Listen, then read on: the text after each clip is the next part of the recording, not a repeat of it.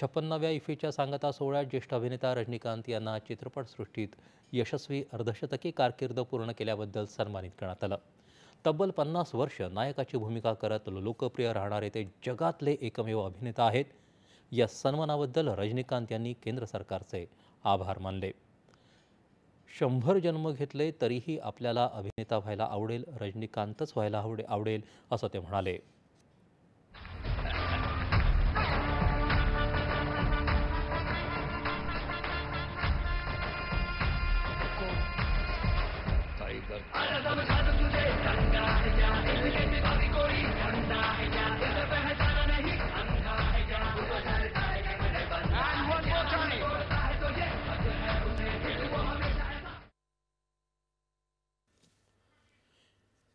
इफ्फीमधला प्रतिष्ठेचा सर्वोत्कृष्ट सिनेमाचा सुवर्ण मयूर पुरस्कार व्हिएतनामचा चित्रपट स्किन ऑफ यूथ या ॲश मे फेअर दिग्दर्शित चित्रपटाला मिळाला.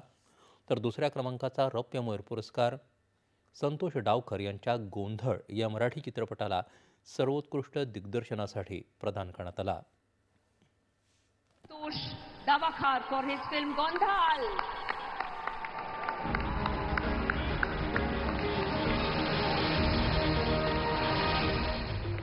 गोंधळात खंडेराया येतो आणि नवरा नवरीच्या आयुष्यातली समधी विघ्न सोबत घेऊन जातो.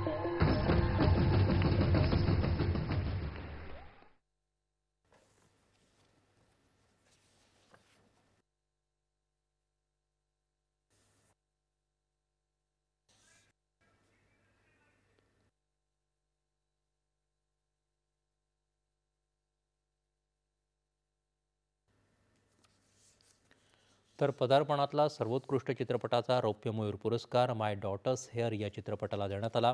सर्वोत्कृष्ट वेब सिरीजचा पुरस्कार बंदिश बँडिट्स सीझन 2ला देण्यात आला. तर ICFT युनेस्को गांधी पदक पुरस्कार एरिक स्वेन्सन दिग्दर्शित सेफ हाऊस या चित्रपटाला देण्यात आला. भारतीय चित्रपटातील सर्वोत्तम पदार्पणाचा पुरस्कार केसरी चॅप्टर 2साठी करण सिंग त्यागी यांना प्रदान करण्यात आला.